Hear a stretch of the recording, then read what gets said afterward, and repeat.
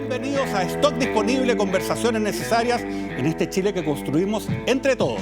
Soy Mauricio Daza, estoy cubriendo a Frey Stock, que a su vez está cubriendo a Juan José Lavín en Todo Va a Estar Bien, y le mandamos un cariñoso abrazo a Juan José. Muchos temas para ver hoy día, así que los invito a que nos acompañen acá. Comienza Stock Disponible.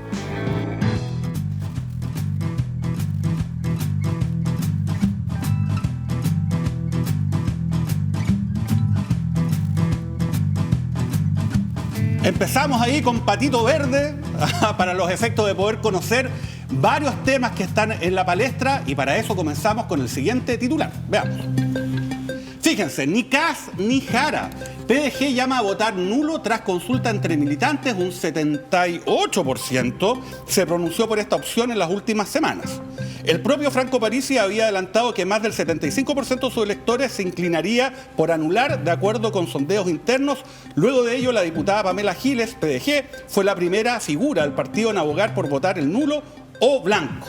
Fíjense, entonces ya tenemos un pronunciamiento que no es menor, porque Franco Parisi sacó prácticamente el 20% de los votos en la primera vuelta presidencial. Así que de esto y de mucho más vamos a conversar con nuestro panel. Hoy día tenemos Pauta Stock, como todos los días lunes, ustedes bien lo saben.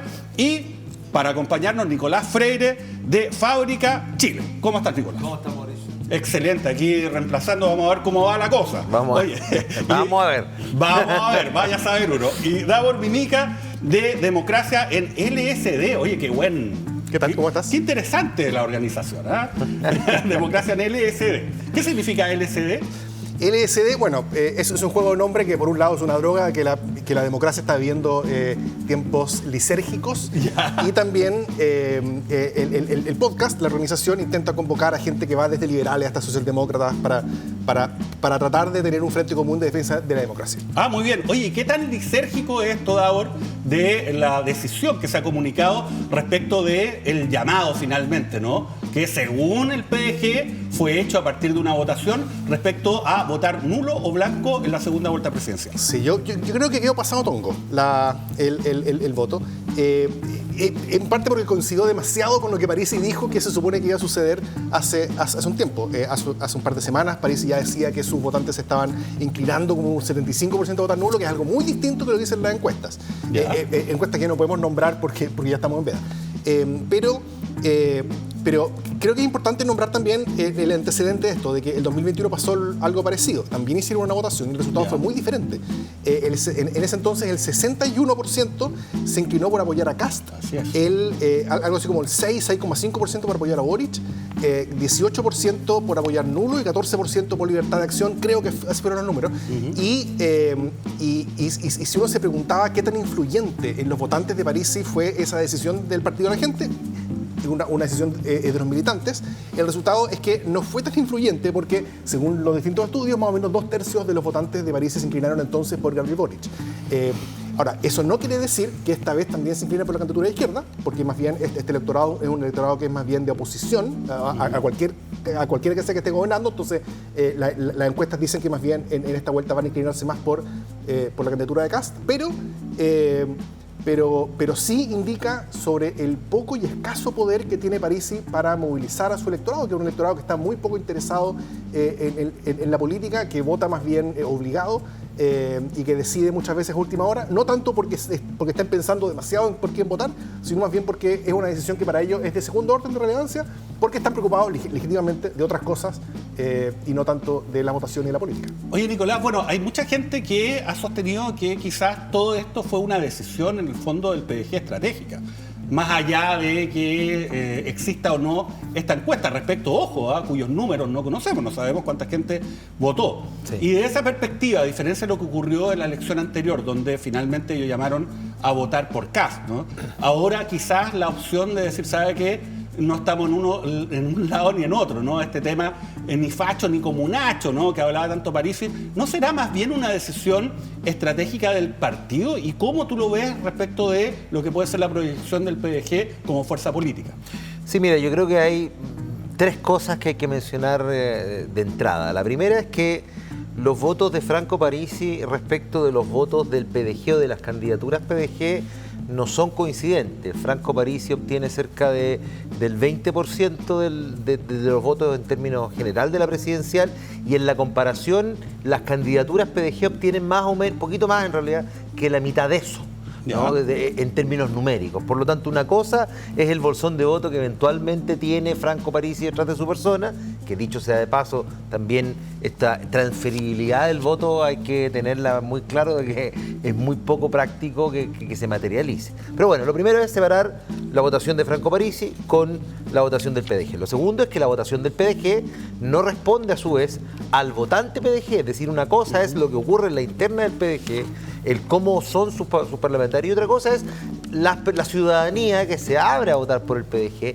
y ahí yo te diría que está la distancia mayor. La ciudadanía que hoy día se inclina a votar por, no que milite en, tiene una consideración más de nichos de propuestas, vota por candidaturas PDG o se inclina por Franco Parisi porque hay determinados elementos. Hay quienes los moviliza, en el caso de Parisi, la propuesta de medicamentos sin IVA. Hay otros quienes se movilizan más por retiros no inflacionarios y así. Yo entiendo que esa es las cápsulas donde uno puede encerrar el votante del PDG. Por lo tanto, que se diga o al resultado que se llegue dentro del mismo partido, yo creo que no tiene ninguna implicancia hacia ninguno de los dos sentidos que te estoy diciendo. Primero, no representa el gran bolsón de votantes que podría tener Franco Parisi detrás, porque el PDG es más reducido. Y segundo, es muy difícil interpretar que toda la ciudadanía que votó por candidaturas PDG, que votó por Franco Parisi, lo haga de la manera en la que este mismo partido, que además critica estas lógicas partidistas, ¿no?, entiende aplicar esta lógica. Y la única explicación, creo yo, y ahí coincido un poco con lo que tú mencionabas en la pregunta, es que claro, el PDG hoy día tenía, tú decías, huele a tongo, tiene la necesidad de no soltar el mango del sartén, porque hoy día está en una posición relevante, sobre todo de cara a la conformación del próximo Congreso. Se ha hablado de la presidencia de la Cámara, han tenido muchas vocerías respecto de cómo el PDG podría articularse, ya sea como un elemento de oposición, lo dijo Pamela Giles, abierta oposición a Kast, ya sea en colaboración con el gobierno, lo han dicho otros personeros del PDG. Por lo tanto, yo diría que esta fue la decisión más cómoda pensando en el rol parlamentario que tiene. Pues no solamente la más cómoda, no sé qué opinas tú, Davor, pero en rigor para el PDG la elección presidencial ya terminó. Finalmente ellos no pudieron instalar su carta en segunda vuelta y quizás debiesen estar pensando más bien en la proyección política, ¿no? Y la proyección política involucra quizás que no se repita lo que ya sucedió la vez anterior. La vez anterior también sacaron una bancada parlamentaria interesante, pero que finalmente se desgranó, quedó en nada, y quizás los desafíos van por ahí, porque ya se habla del Parisi 2030, mantener cohesionada una bancada parlamentaria, que no es fácil, ¿no? Hay que recordar que, bueno, también hay un incentivo ahí, porque si se fijan, no sé si ustedes seguro que se dieron cuenta, muchos de los parlamentarios que fueron electos por el PDG la vez anterior y que fueron a la reelección, perdieron prácticamente todo. Entonces, ahí también hay una señal de decir, oye, ¿sabe qué? Si finalmente no están bajo esta alero, entonces da lo mismo el nombre, ¿no? ¿Cómo tú ves la proyección política ya en el Congreso, en lo que va a ser la labor del PDG y esta amenaza, ¿no?, que les pase lo mismo que los 4 años anteriores? Sí, como bien dice Nico, yo creo que Parisi y el Partido de la Gente están justamente en eso ahora, ¿no es cierto? Lo que están haciendo es intentar vestirse como la niña bonita de esta elección, es estar vistiéndose como si Franco Parisi fuera el gran elector en segunda vuelta, cosa que es poco creíble porque ya fue demostrado hace 4 años la muy poca capacidad que tiene Franco Parisi de movilizar a su electorado a alguna dirección. Hace 4 años les dijo que votaran por Kast y la gente votó por Boric y ahora le está diciendo que vote por nulo y eso también es una apuesta fuerte, porque en primera vuelta, curiosamente, muy poca gente votó blanco y nulo. Y ahora, en una elección tan polarizada como la que vamos a tener, es posible que también vote poca gente, que eso puede terminar en una gran vergüenza, en una gran humillación. Pero es que depende, porque obviamente Parisi va a salir diciendo que los votos que son blancos, nulos, y los que no fueron a votar son de él. Sí, exactamente eso intentó hacer Evo Morales en la última elección presidencial boliviana, donde fue prohibido, la institucionalidad impidió que él pudiera competir. Entonces, él dijo, bueno, quiero ganar la primera vuelta igual, entonces llamo a toda mi gente a votar nulo, y al final sacó bastante nulo, pero salió lejos de ser el primero, el segundo o incluso el tercero en la elección, y fue la cuarta alternativa más votada, la opción nulo, con lo que al final eso terminó demostrando no tanto la fortaleza de Evo Morales, sino más bien, o su vigencia, sino más bien como la decadencia de su poder. Y yo me pregunto también cuánto Parisi está sobrevendiéndose en cuanto al poder que tiene actualmente, porque, por ejemplo, si nosotros hubiéramos visto en la elección del 2021, si esa elección hubiera sido también con voto obligatorio, ¿habría obtenido más votos, un mayor porcentaje que el que obtuvo ahora, o habría tenido un menor porcentaje? Claro. Probablemente habría tenido quizás un mayor porcentaje entonces. Entonces, si bien su porcentaje aumentó en esta votación, eso en buena parte tiene que ver con el hecho de que la forma de votar cambió. El fenómeno Parisi puede estar más bien de salida que de entrada, a pesar de lo que uno podría estar viendo. Pero yo no sé, igual tiene 2 millones de votos, sacó el 20% y es un hecho político. Está a diferencia de Meo, ¿no?, que ha ido bajando sostenidamente hasta que llegó al 1%. Ni siquiera logró pagar su campaña, de hecho. Pero Meo en la primera elección obtuvo lo que Parisi obtiene en la segunda. O sea, Meo parte de más arriba. Y por tanto yo creo que era más lógico que pudiera descender. Parisi todavía, a pesar de que los números dan para todo, puede mostrar esta etapa ascendente, ¿no? Que puede ser falsa, puede estar creando una falsa realidad. Pero a mí me llama la atención lo siguiente, que es, juguemos un poquito a fantapolítica, ¿no?, a fantasía política. ¿Qué pasará con ese 70 y tanto % de nulos y blancos que se llaman a votar dentro de la institucionalidad del PDG si el día de mañana una candidatura, estoy pensando en la candidatura de Janet Jara, que es quien más lo necesita, es la que más se tiene que mover, saliera con algo parecido, algo cercano a aquello que dentro del PDG se conoce como retiro inflacionario? Yo creo que es muy difícil. No inflacionario. Retiro no inflacionario, claro, sí. Que es un oxímoron. ¿Tú crees que la gente lo va a entender de partida? Está lo mismo. Yo no lo creo. Yo creo que la gente entiende retiro y ahí va. Exacto, está ahí. Y listo, está bien, estoy de acuerdo. Y entiendo también, por eso digo, hagamos fantasía política, que significaría una voltereta enorme para todo el sector político que en el último tiempo, sobre todo, ha venido dando vueltas, alejándose de esa. Pero yo creo que si alguien pone sobre la mesa eso, bueno, se le quiebra a Parisi el proyecto de mantenerse como el gran elector, porque el gran elector deja de ser él, pasa a ser una política específica dentro de su programa. Y ahí ya no hay cómo amarrar y apropiarse de esa política. De hecho, más que Parisi, Pamela Giles podría reclamar aquella paternidad y aquel uso de los votos que eventualmente deriven por Ahora, por más esa allá causa. de Parisi, los apoyos de Parisi, todas las candidaturas, más bien son las dos, la de Kast y la de Jara, están buscando apoyo. Oye, y hay algunos apoyos que han sido sorprendentes. Comentémoslo, mira, acá tenemos un titular acerca de este tema. Kast defiende encuentro con Frey. Veo una proyección de Chile en su estilo de gobernanza.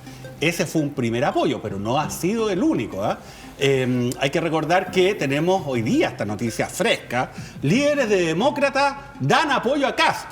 Pese a que tenemos diferencia, el objetivo es recuperar al país. Ahí tenemos a Jimena Rincón, obviamente, dando este punto de prensa. Y esto no es lo único, porque también recibió el apoyo, pero ahora de un clan. Cuenta con nosotros. Familia Piñera Morel confirma respaldo sin condiciones a Kast. Mira, fíjate básicamente todo este conjunto de apoyo de distintos sectores, ¿no? ¿Qué te parece, Davor, esto que ha ocurrido, ¿no? ¿Y mueve la aguja de alguna manera respecto del resultado electoral? En forma directa, no. Hoy día Frei Ruiz-Tagle no mueve la aguja electoralmente, Demócratas demostró que no mueve la aguja. Frei Ruiz-Tagle no la movió para él en su última candidatura. Claro. Y lo de Piñera yo creo que se entendía como algo esperado. Pero yo creo que sí existe una diferencia que está siendo importante en cuanto a la capacidad de Kast de poder convocar a figuras que no se entienden como propias de su mundo. Y que de esta manera su candidatura en segunda vuelta está demostrando estar creciendo, al menos en términos simbólicos, mientras la candidatura de Jara no está logrando convocar a personas que quizás son presivas en términos de que la estén apoyando a ella. Y esta diferencia de una candidatura que crece versus otra que se mantiene estable, estática y pequeña, es una diferencia que sí hace un impacto electoral en cuanto a la expectativa de un gobierno que puede aspirar a representar a una mayor proporción de la ciudadanía versus otro que no está siendo capaz de sumar, que es algo que es el objetivo número 1 en una segunda vuelta. Oye, Nicolás, ¿y qué te parece el apoyo del clan Piñera-Morel, ¿no? Hay que recordar que en algún momento Sebastián Piñera fue bastante crítico a Kast, ¿no? Dijo que ese no era el camino para Chile, que él no iba a dejar ningún legado. Y en ese contexto, ahora que estamos a puerta de esta segunda vuelta, donde Kast tiene, ¿no?, la primera opción, bueno, aparece este apoyo. ¿Tú crees que es relevante, mueve la aguja? ¿Cuál es el significado de este apoyo? Mira, yo creo que más que mover la aguja, yo ahí coincido, ¿no? Ninguno de estos tiene la capacidad de mover la aguja de manera, digamos, eclatante. Hace parte más bien de lo decorativo, de lo simbólico. Llego a lo de Piñera, pero primero una reflexión. ¿Cuánto te puede mover la aguja? O sea, ¿cuánto le valió a, Evelyn Matei el apoyo de toda la concertación en términos electorales? Nada, se fue para atrás. ¿Cuánto valió el piñerismo? Ahí me conecto. Dentro del discurso de Evelyn Matei, aparentemente nada. El piñerismo está muriendo con Chile Vamos. Y hoy día, tal como Chile Vamos decide de alguna manera someterse en términos parlamentarios a republicanos, y entre comillas, y según lo que al menos dentro de Chile Vamos se piensa, dar la pelea desde dentro, yo creo que es como dar la pelea desde... Es como tratar de escapar de la ballena después de que la ballena te comió, es un poquito eso. Lo mismo ocurre aquí. El piñerismo trata de mantenerse vivo dentro de un barco que es este barco republicano, José Antonio Kast, en donde no va a tener ninguna cabida. Es pura ganancia para Kast, es ganancia exclusivamente simbólica, no creo que tenga ningún significado en términos electorales. Los votos ya los va a tener o ya los tendría.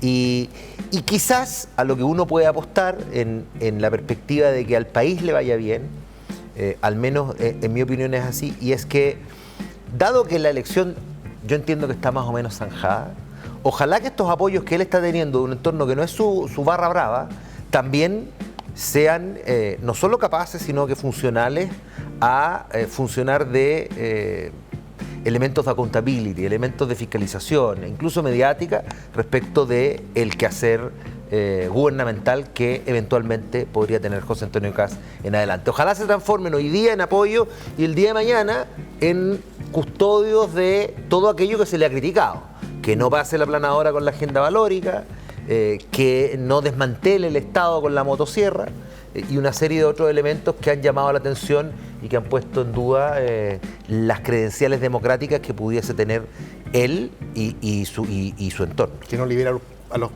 los presos delincuentes más sanguinarios y peligrosos de la historia de Chile. Y agreguémosle todo eso. Bueno, eso está, ya empezó la franja, ¿no? Lo estábamos conversando fuera de cámara, donde Jara ha sido bastante dura, ¿no?, respecto de la figura de Krasnov, ¿no?, que obviamente es un, ¿cómo decirlo?, un homicida, un violador de derechos humanos, respecto de quien Kast en algún momento señaló que iba, digamos, a indultarlo. Ahí está la imagen, ¿no? Y se hace un poco cargo de eso. No sé qué opinan de este giro, porque finalmente Jara siempre era vista como una candidata cercana, una persona afable, así como logró construir una candidatura muy potente en contra de Toá, ¿no?, y le pasó la aplanadora. Sin embargo, en esta fase cambia y se va directo al cuello, para decirlo de alguna forma, con Kast. Mientras habían algunas voces que decían, mira, lo mejor es no atacar directamente a Kast, sino hablarle al electorado. Pero parece que acá optó por otra vía. ¿Tú qué opinas de este giro, entre comillas, ¿no?, que tiene la candidatura de Jara? Sí, creo que el giro habla mucho sobre la necesidad de la propia candidata de mostrar cierta energía. Yo a la candidatura de Jara la veo muy parecida a lo que fue la candidatura de Matei en segunda vuelta en 2013, que fue dejada sola básicamente por todo su mundo político. Nadie le dio un peso, nadie le dio la hora, nadie la pescó, nadie la salió a apoyar. Hoy día creo que hay muy poca gente apoyando a Jara. Creo que la esperanza que existe en torno a su candidatura está en niveles que están en el subsuelo. Y eso implica que necesita maneras en las cuales mostrar energía, mostrar que es una candidatura que sigue viva. Entonces, al ir a lo yugular de Kast, lo que hace de esa manera es intentar demostrar energía, demostrar vida y al menos a través del ejemplo propio poder tal vez movilizar a parte del electorado que hoy día está desilusionado, triste, ya derrotado, la mayoría de ellos ya en sus casas después de una campaña en la que no les fue muy bien. Y entonces, por eso mismo, estas señales de fuerza que está mostrando, yo creo que al final termina demostrando más debilidad que demostrando fuerza o energía. Nicolás, ¿qué te parece no solamente lo de Jara, sino también lo de Kast? En la aproximación que tiene respecto de esta franja, ¿no? Que ya quedan algunos días simplemente de la segunda vuelta. Sí, mira, yo creo que la dicotomía está en que Kast debe mantener un libreto, no le conviene para nada moverse, es muy difícil que él se trate de mostrar de una manera distinta, más allá de estos elementos simbólicos que conversábamos recién. Él va a mantener, yo creo que los tres elementos de su discurso, que son seguridad, que nos llevan a una crisis que ha sido profundizada por el actual gobierno, y en condiciones de que haya una candidata de la continuidad al frente. Esa es como su trilogía. Y de ahí no se va a mover, ¿no? No le conviene moverse, no le conviene entrar en interpelaciones directas con Janet Jara, etc. Y Janet, muy por el contrario, yo creo que está obligada a marcar ciertas señales, un poco por lo que dices tú, Davor, yo comparto, pero agrego un elemento, no tiene nada que perder. O sea, es tan, digamos, fácil la lectura cuando tú dices, bueno, ¿qué pierdo si cambio mi discurso del amor, ¿no? de la mentira y el amor por un discurso del ataque? Es un cambio... Pero igual él se ha tratado de mostrar como alguien distinto a la imagen que existe de él, ¿no? Él aparece como una persona, dice que tiene un origen, digamos, común y corriente, que no viene de la élite, digamos, ¿no? Cuestión que es discutible, no porque uno venga de Win, no, claro. Si eres dueño del lugar, eso no es ser, digamos, del pueblo, digamos, ¿no? Pero ¿hasta qué punto esa es una buena idea? ¿Hasta qué punto eso es creíble? Yo creo sinceramente que no mueve la aguja en lo más mínimo, pero ¿hasta qué punto puede beneficiar o perjudicar?